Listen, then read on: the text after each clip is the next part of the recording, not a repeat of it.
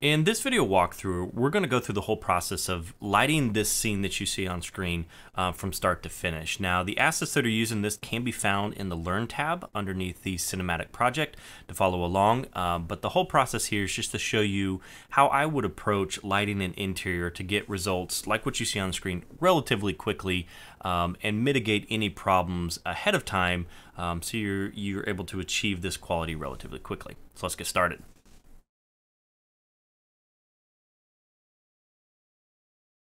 Before we begin actually lighting our scene, I want to cover a couple real quick things on what I've done to kind of prep this scene for adding our lights in and doing kind of the final stuff. So, but before we do that, if you want to follow along with this and use the exact same files that I'm using, if you click in the Epic Launcher, the Learn tab, and you scroll down a little bit, there is this sequencer project. Now, if you click this little cloud icon, it will download the project to your hard drive. These are the exact same files. I haven't really done anything different beyond what's provided in this. So if you want to follow along, go ahead and just click that little cloud icon and we'll go from there. And then secondly, and this is purely optional, I am going to cover in here lighting profiles. And the pack that I'm using for this is this IES Light Profile Pack, which you can purchase from the marketplace. Again, you don't have to do this. I'll cover the basics of not using this, but if you're just aware or you're just curious which profile pack I'm using, this is the pack. Okay, so let's go ahead and jump back real fast, and then I'll run through just what I've done to kind of prep this scene. So if I go to lit mode real fast, you'll see that I don't have any lighting. So I've cleared all of our lighting. I've deleted any of the lights that have been added to the project. So this is simply just the individual 3D assets and then our effects. So and what I've also done here is I've just done some organization. So all of our scene assets, our 3D assets, are in this folder, and then all of our effects are in a separate folder. The next thing that I've done, I've also gone in here and taken all of our post-processing volumes that they added in the project, and I've simply just disabled them. So I've gone down and just click the enabled checkbox, and so now they're disabled.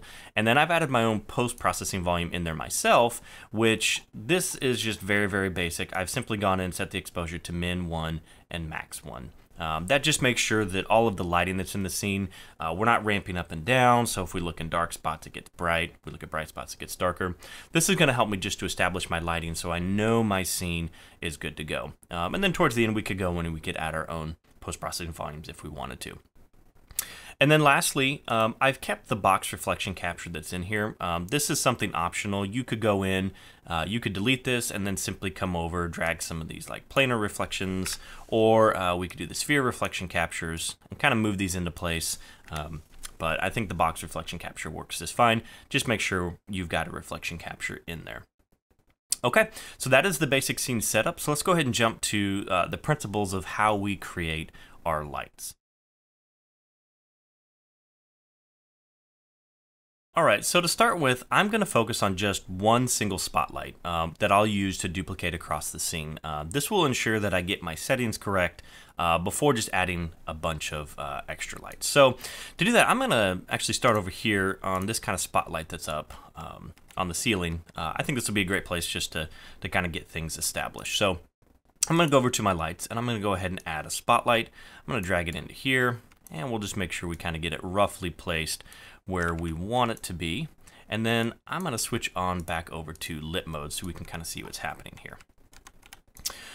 Okay, so where to begin on this one? The first thing that I want to do is just kind of get the light itself set up to be relatively the same kind of size of the bulb that's in here. So to do that, I'm going to go ahead and take my source radius and bump this up, and my source length. So we'll kind of take this guy and we'll expand him out. And then we'll rotate it just to line it up. Go ahead and turn on my snapping.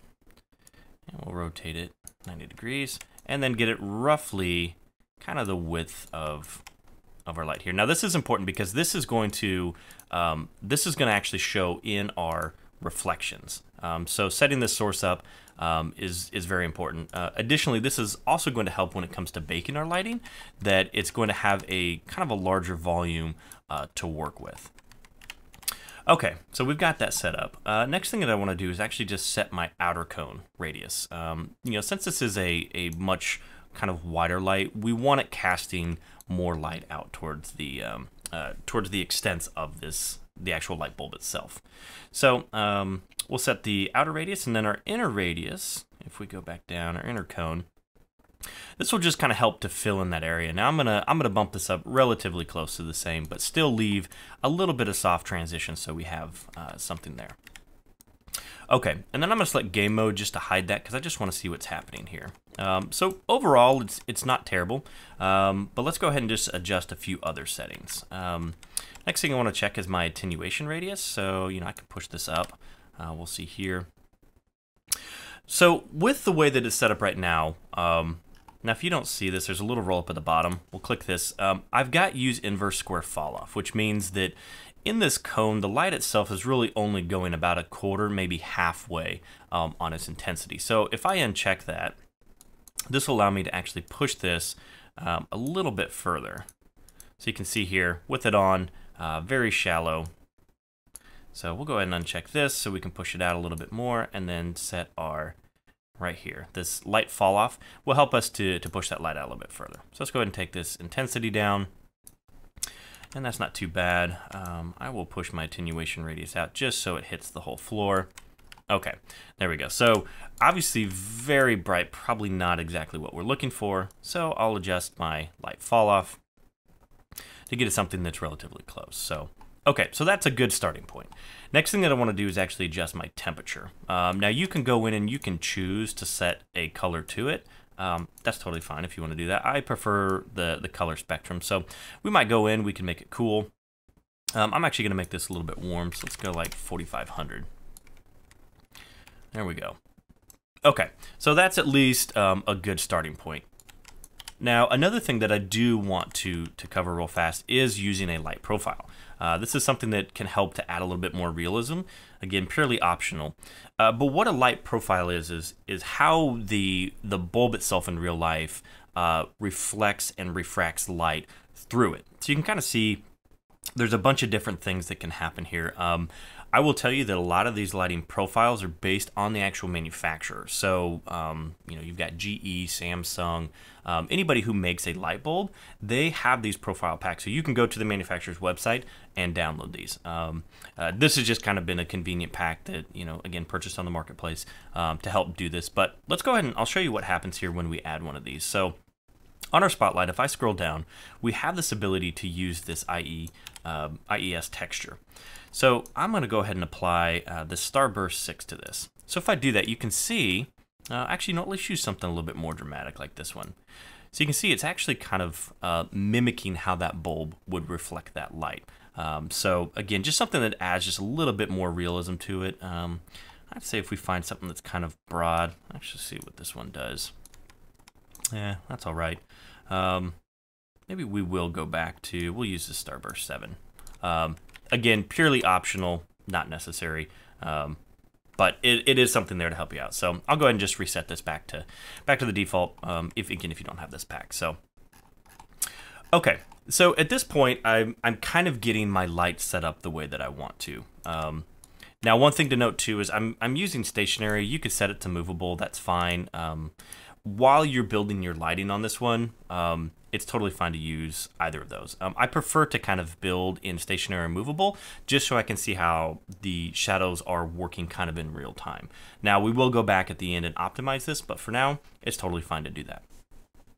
Okay, so now that I've got my basic spotlight set up, it's really just a matter of kind of going through and filling this out through the rest of the level. So I'll kind of just let this time lapse real fast, and you'll see I'm just going to go through and just start placing these spotlights in the areas where I've got these other lights set up. So I'll go ahead and start doing that.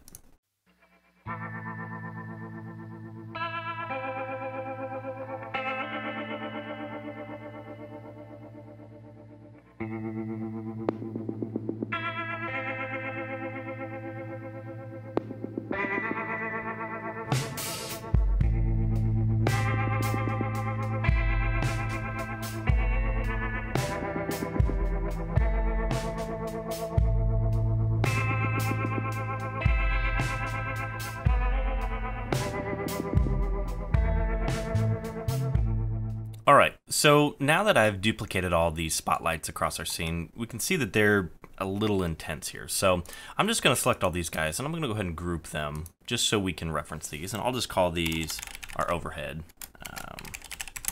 lights. Now, something to note here with these red X's, because we have our spotlight set to stationary, which is going to give us bake lighting and dynamic shadows, we have too many overlapping lights in this one. So a little principle here that you guys can follow. So with that, it's because our combs are intersecting. So we've got more than 4 lights overlapping in the same point. So we could adjust that by taking, say, for example, our outer cone. Maybe we take this down to, say, maybe 40. We'll take this guy down to maybe like 20. So as we do that, we start to kind of reduce. I'll set these back. We start to reduce the overlapping cones of these, but as you can see, we still have some extra. So more than likely in this scene, because the way we have it set up, we don't need these to be all set to dynamic. So I'm going to go and just switch these now to static, and we'll just do this as pure bake lighting. So I'll come back in here, I'll set these guys back up to maybe say 80, and keep the Rhino maybe a little bit more shallow, and now we're starting to get something that I think looks a little bit more realistic. Next step I may do is go in here and just change my intensity. So again, I'll press G to go back into game mode. Maybe we take this down to 10, maybe 8. 8's not too bad, because I know we're going to be filling out this a little bit more light, but for now, that's fine. It's a great place for us to start. Okay, so now that we've got our spotlights filled, and again, we're set to static, and we don't have our bake lighting, you could go through and do a quick bake build. I'm not going to worry about that yet. We'll just kind of continue going on here. Now, the next step that we want to do with lighting, and this is really more of an artistic thing, is to give some contrast to our scene, right? Like all of our lights in here are currently set to the same color temperature. Now, we could go in and say, for example, I take this spotlight and I could take his coloration to maybe blue or something.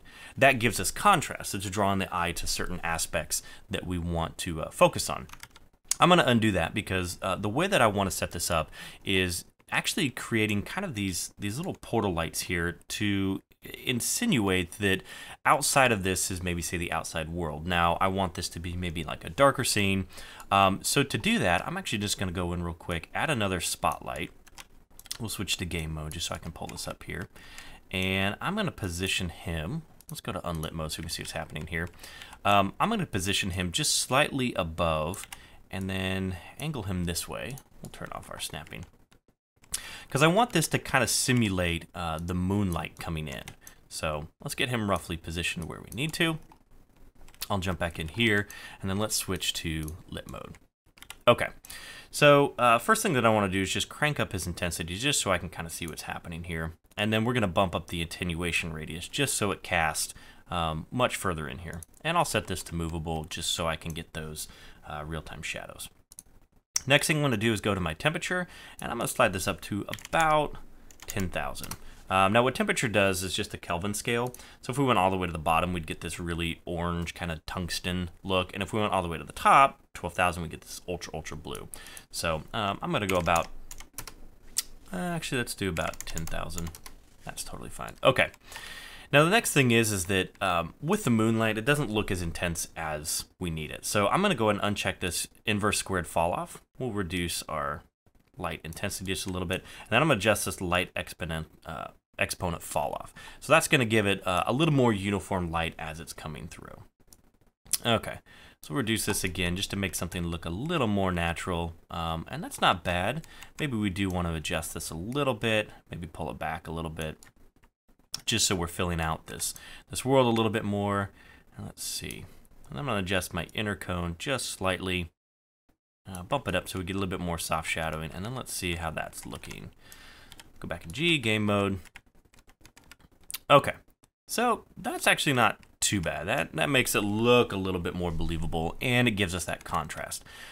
So really all I'm going to do is I'm actually just going to take this light, and I'm going to duplicate it. I'm actually just going to hold down Alt and drag.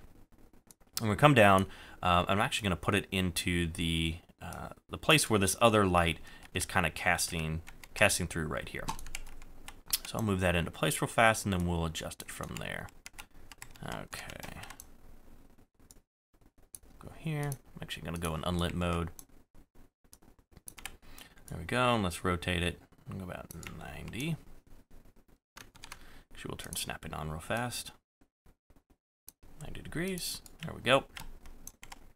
Thinking we'll get this guy in position relatively close to where it would be.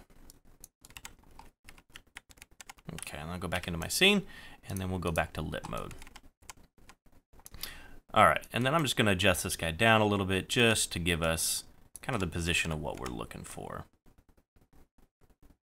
Okay, so that's not bad right there. And I'll bump the attenuation radius down just a little bit so it's not going as far. And then our fall off should be fine there. Maybe we can bring our cone angle down just so it's not as broad. Okay, so now we're starting to get that contrast that we want in the scene. Now with this final spotlight that I duplicated over here, I'm just gonna change the color a little bit to make it look like maybe this was something more inside. So we'll go something a little bit different, again, just to draw some attention to it. And the last bit is we have this kind of back alleyway. You could leave it like this. We could insinuate that there's maybe another light coming in, but for now, I think that's fine. Okay. Actually, we'll change this light color just a little bit. Not quite what I was looking for. There we go.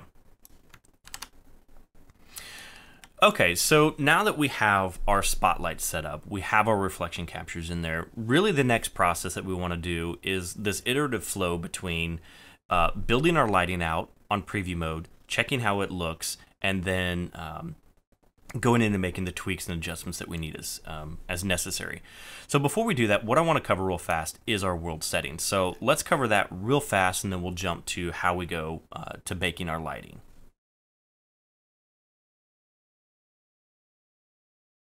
So if you remember at the start, we created our post-processing volume. Let me roll these guys up real fast. We created our neutral post-processing volume, so we have nothing extra going on. So there's no chromatic aberration, there's no bloom, nothing. We simply just have our min brightness and our max brightness set. This is very, very critical. If we didn't have these two things set, which I'll uncheck them, you can see that this thing starts to get much, much brighter.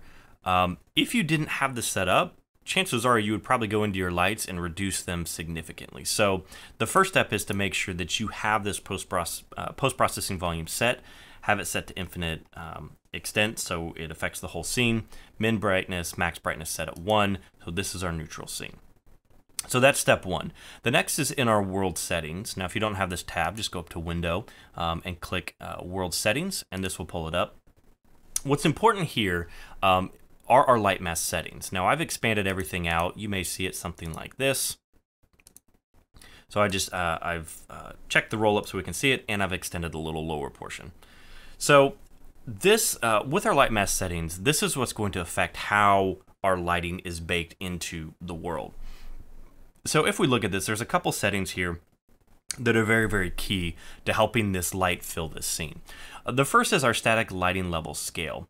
By reducing this, you're actually getting a much finer, precise light build. So as the light's being calculated, it's actually getting into the finer details. But with that, we need to offset it with our indirect lighting smoothness. So if you multiply these two values together, they should equal 1. So at a 0.25, so a quarter size times 4 equals 1. So those two things are matched. The next thing that we've done, we've gone in and we've changed our number of indirect light bounces and our number of skylight bounces. Now, in this situation, we don't have our skylight in there. I've just gone ahead and set it because it'll kind of future-proof us if we do go back here and add a skylight.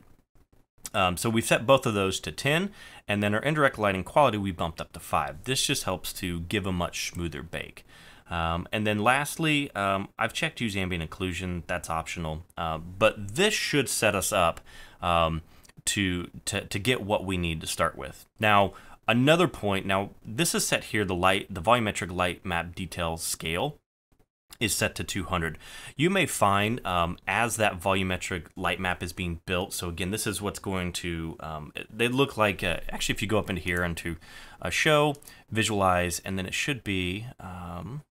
Volumetric light map, I believe, is in here. Now we don't have anything built, so you're not going to be able to see it. But this will show you kind of the they're little render spheres, and that's the bake lighting. Now, if you find that they're too spread out, by simply going in and changing this volumetric light map detail size, in fact, actually, let's take it down. I'll take it down to about 60. That's going to pack those in there much tighter to give you a little bit better results. So just be aware that you may need to go in there and change it. Okay, so that sets up our world settings. We have our post-processing volume. So now we're in the process of going through and actually baking our lighting to see the results that we get. So let's go ahead and start that process. So before I build our lighting here, I want to make one special note to a setting that we have on our actual spotlight that could help to fill out our scene and stuff. So if I click just one of these spotlights that I have and go to the details panel, underneath here we have this indirect lighting intensity, which is currently set to 1. And what that does is, as the light is being cast into the scene, you're going to have in that cone the intensity directly underneath that, which you set with your intensity slider. That is one part of the bake. But another part of this, as that lighting is being calculated, so it's bounce into the rest of the scene, that's going to be your indirect lighting intensity. So if we increase that, that's going to help to fill out our darker spots. So just be aware that, after our first bake, we may go in here and start adjusting this just so we get a little bit more, fullness to our scene as it's lighting. So let's go ahead and go under here. Now I'm not going to click build itself because I don't need to build everything here. But before I do, I'm just going to do my build reflection captures. And then I'm going to go under my build lighting. But under lighting quality, I'm just going to have it set to preview. This is very important from an iteration standpoint. Start at the lowest, stay at the lowest for as long as possible till you're ready to bump up your quality. So let's go ahead and just build our lighting and we'll see what happens and what kind of results we get. So we'll let that play and then we'll jump back real fast once it's done building. Okay, so our scene is done rendering and computing, and overall it's actually not too bad. We can see that we've got a little bit of the bounce lighting coming up here, again, which comes from the bake. And then if we kind of fly around, we can see that, for the most part, everything actually looks pretty nice. But let's take a look back here real fast where we have this one light. And I'll show you kind of the principle here that I was talking about with the individual spotlights. So if I click this guy right here, which, little trick here, if you ever find that, you start to click and you end up selecting these effects, it's just because it's in the front of it. So if we're going to show, and then we hide our particle sprites, and now if we try to select it, you can see it's much easier. So just a little trick there. So I'm going to select this light, and in particular, what I'm looking at here is, if we look in contrast to this area here, we've got, I think we got 1, 2, 3, 4, 5, about 7 spotlights here. So the light that's being computed from these and bouncing up gives us this really nice, kind of ambient bounce back up to the ceiling. And I like that effect. But if we look over in this section, you can see it's much, much more subtle. So I'm going to select this spotlight. I like the intensity it's casting on the wall itself, but I'm going to bump up the indirect lighting intensity to 3. And I'm going to go back in here, and I'm going to build real fast, and we'll just kind of see what happens here. So we'll do build lighting only. And this should be fairly quick. After the first calculation, it should build a lot faster. So we'll see real fast how long this takes. But if not, we may just skip ahead.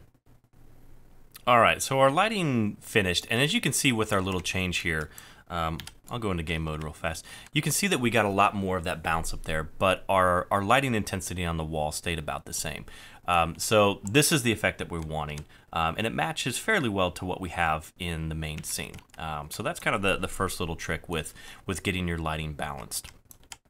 All right, so the next thing that we have here is we have this trash can. If I go into unlit mode, we can see we got a trash can here, but it's black. The reason for that is we're actually missing a reflection capture in this area. So I'm simply going to go in real fast, and I'm just going to type in REF for reflection capture. I'm going to drop a spherical reflection capture in here, move it up to about eye level, the same for the scene that we want. Go up here to build and build reflection captures.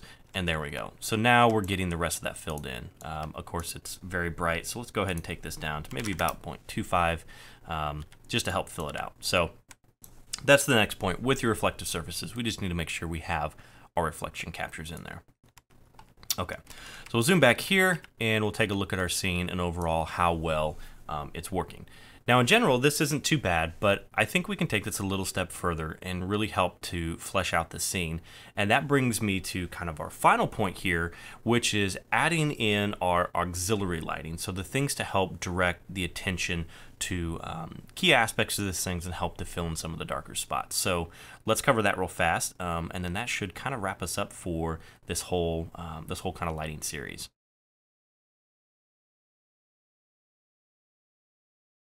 I'm going to fly around our scene real fast and take a look at certain aspects. So in particular, we've got this, Tappy Chicken arcade game that's in here, which is great. That could be a feature, something that I really want to draw, the player's attention to.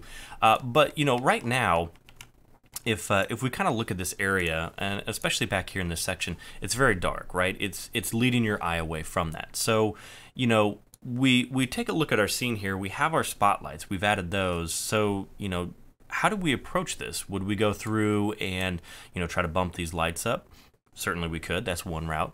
The second thing is where we can add these additional kind of pockets of light. Now, is this, truly physically correct in the sense of, well, there's not a light there, so nothing's lighting it? That's true. But this will help to just give some contrast and draw the person's attention to these. So to do that, all I'm going to do here is I'm simply just going to go over to our lights again. So I'll clear this, go over to lights, and I'm going to add a little point light here. I'm going to go up because I want to turn these preview shadows. So we're going to go, I believe it's under visualize, and we're going to turn off preview shadow indicators just so we can see what's happening here.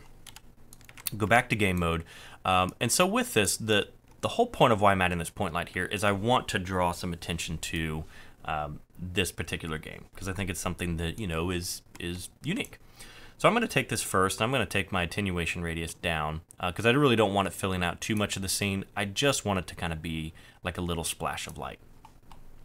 And then I'm actually going to look here. Source radius, that's actually not too bad because we're not looking to really have that reflective too much in the reflections. I'm going to go in, we'll take our temperature, and I'll probably just, I'll do something a little bit different in contrast. And then I'll take my intensity down, probably about 4. Let's go about 2.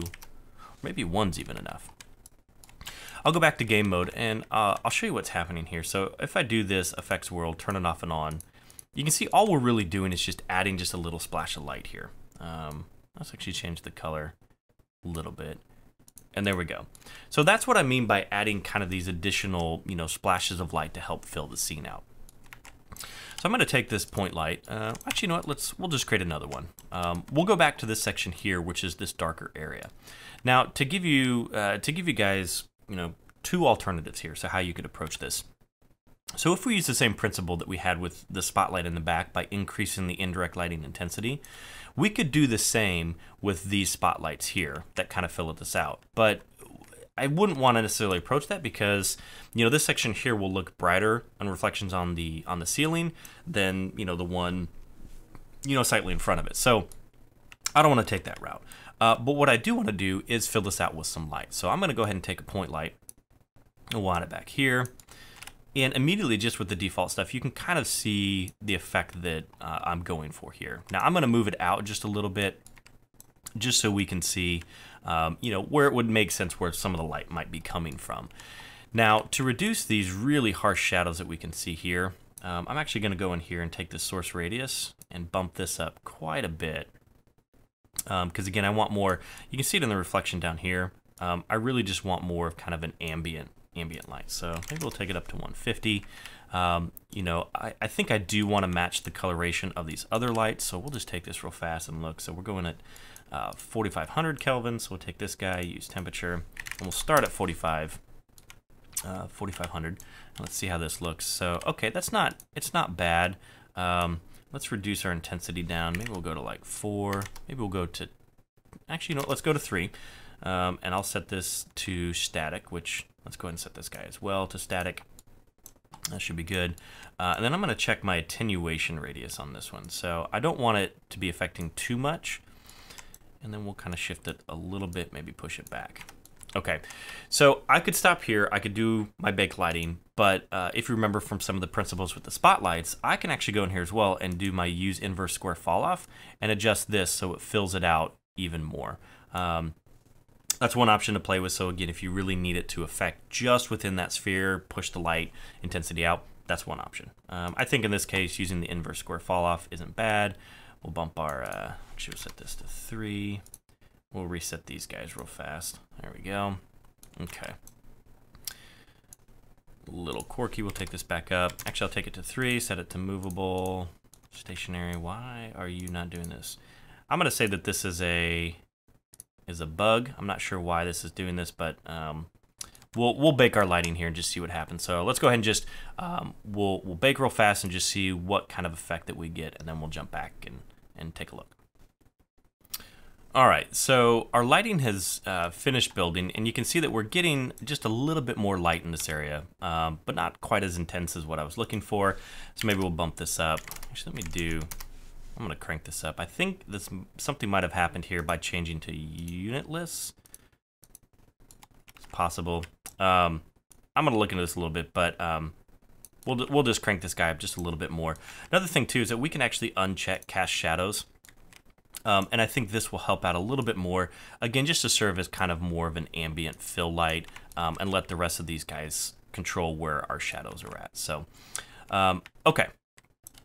So that kind of brings us to more of the conclusion to, building our static lighting and how we would go from here. So a couple little tricks and tips that to give you guys in terms of, how do you go through this scene and really finalize it to get the look and the feel that you want. So the first place that I would start with is, in my actual lights that are filling the scene. So for example, if I select this spotlight, checking the intensity. Now, the intensity that we're really looking for, if we use this one that's on the wall here, is where the light is being directly cast. So if that's too bright, reduce your intensity slider here. The coloration of the light should make sense. The next thing that I would look for is the actual bounce lighting itself, so the indirect lighting. If that's too dark, you can go in individually and select your spotlights, your individual lights, and then bump up their indirect lighting intensity there.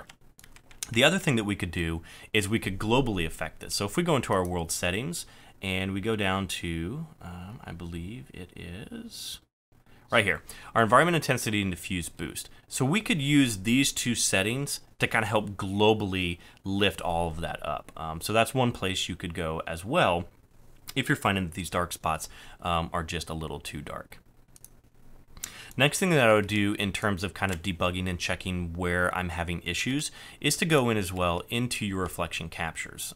If we go to this little section over here, you remember that with this reflection capture when I added it, it came in a default value of 1, and it added too much of this fill here. So if you're finding that you're getting something like this and you're trying to figure out where is this additional light coming from, check your reflection capture. So I'll take this back down to about 0.2. to help fill it out. Okay. And then really the only last thing is just checking with your shadows in your bake. So if we find something that's got a good kind of contact shadow here. Now this is rough because if you remember, we have our lighting build set to preview quality. So we're gonna get fast, but not necessarily 100% accurate shadows. So the thing to look for here is if you have some major pixelation, of course it could be the asset itself with its light map density scale. The other thing that you may want to check in your world settings is your static lighting level scale, and again your indirect lighting smoothness. So this is going to help you get more accurate shadows. So just double check to make sure that you have you've made changes there. Okay, so that really kind of covers all of the core basics of lighting your interiors, adding the splashes of light, starting with one light, duplicating it out, creating your pockets of contrast, right? So our blue versus our warm lights. And really after you've gotten to this point, the last step is just to go ahead and kick your lighting build off at say, a high or even a production quality. So I'm gonna leave the camera here real fast. I'm gonna go ahead and just go up under our build our reflection captures, go down to my lighting quality, change it to production, and then I'm going to build lighting quality, and then we'll jump back and that will kind of conclude and just show you guys the final results that we get. So we'll go ahead and kick that off, and then we'll jump back here in a second.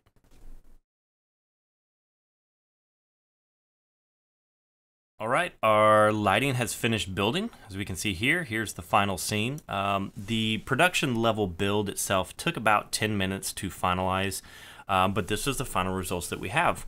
So that kind of concludes this video. I hope that this helped. Again, I know that this was a very kind of basic overview of lighting interiors, but hopefully you guys can kind of see the process I typically go through when lighting interiors to help get kind of a good quality effect at the end of it relatively quickly.